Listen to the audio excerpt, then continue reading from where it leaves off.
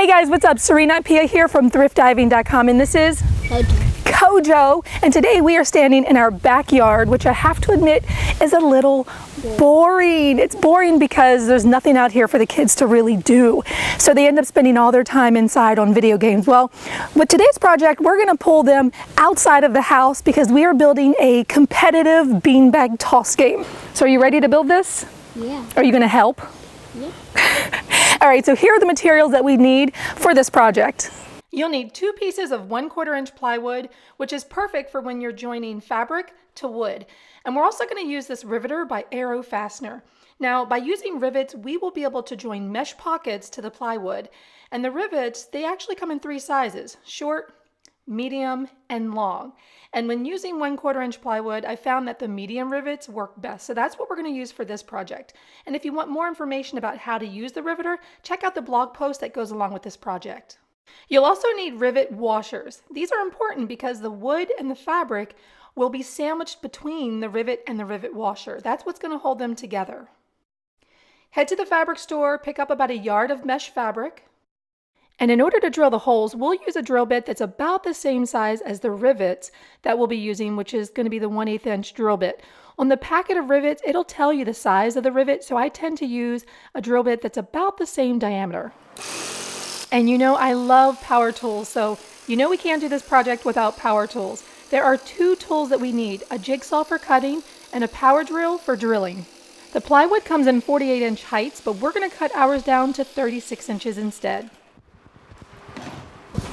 So now that we've cut these pieces of plywood down to 36 inches, we are ready for the next step, which is where we're going to take a container and we're going to just trace it out. We are going to create some holes for the beanbags to be thrown into these little beanbag games. So let's go ahead and get our jigsaw and our pencil and let's cut out some circles. So as I was tracing out the circles, I realized that they were too small. So I erased them and started over with a larger diameter and used the bowl instead, centering the bowl and tracing about 7 inches from the top. Keep this in mind when tracing your circles. What size do you want them to be?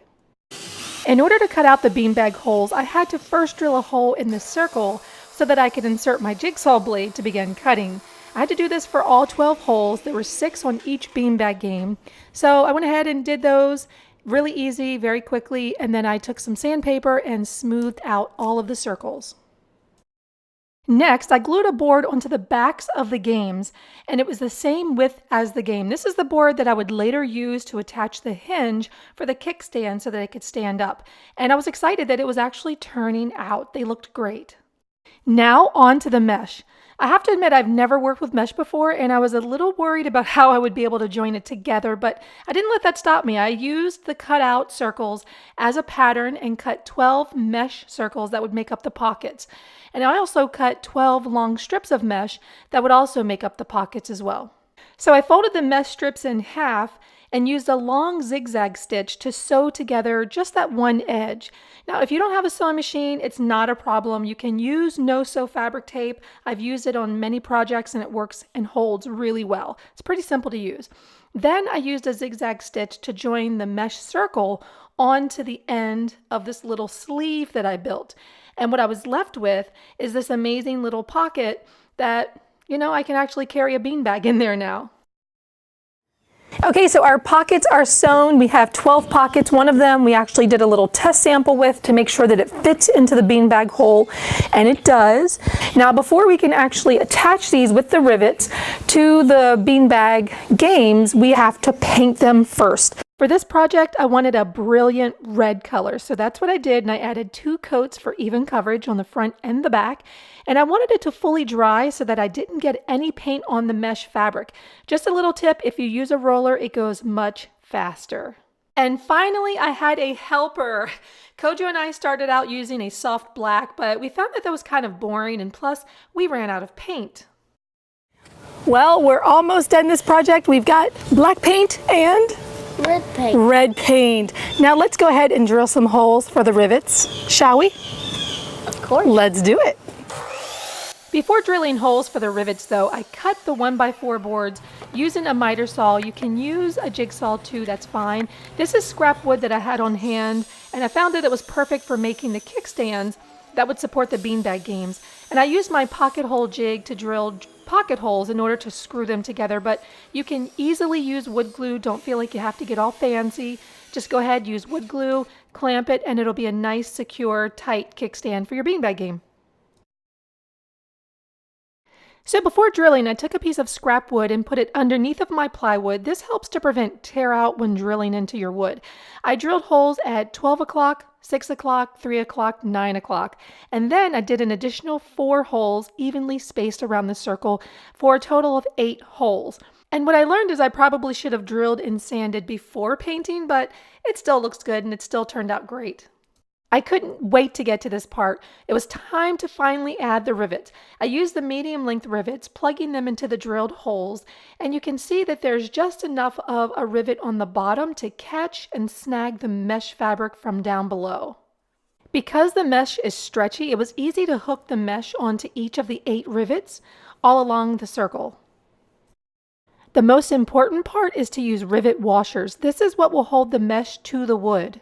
Riveting is a 3-step process. It's a matter of holding the washer on, sliding the riveter over the long stem of the rivet, and then squeezing.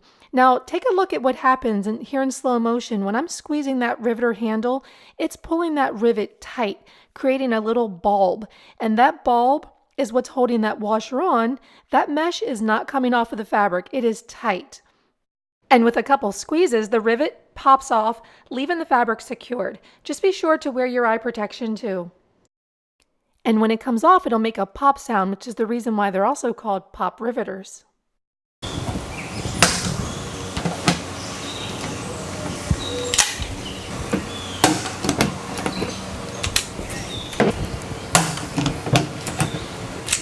So riveting was a lot of fun, and I guarantee if you ever need to join fabric to wood, rivets are the way to go. So this is what it looked like when I was done. I had a lot of metal rivets showing, and I wanted to cover them up, so I decided that I was going to paint them. As I mentioned earlier in the video, we ran out of black paint, and I think it worked out perfectly because this blue paint is amazing. Huh? No! Kids are well-meaning, but touching mommy's camera is a big no-no. I needed to put Kojo to work, so I gave him the roller and said, here, you paint the kickstands, and he enjoyed it. He did a great job. So because I ended up painting this after I added the rivets, it probably made sense to just wait until the end to paint. If that's what you do, just be very careful, otherwise you'll get paint on the mesh. Just a couple more steps. So I cut some stencils with my cutting machine, but you can use ready-made stencils. That will work fine. I added point values for each hole and then stenciled blue team and red team.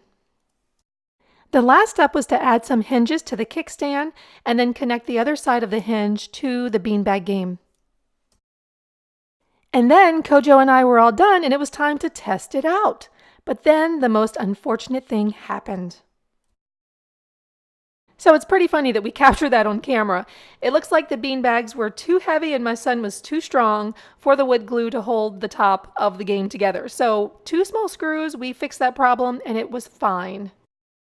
The beanbag games were a big hit with my son and his friend, and I found that the beanbags were a little too heavy for the 1/4-inch plywood, so I'll likely find some lighter bags or use lighter balls. But overall, it turned out great and it gives the kids something fun to do in the backyard.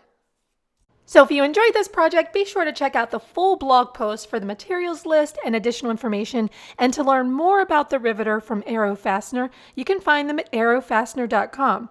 Be sure to check me out for more DIY projects at thriftiving.com.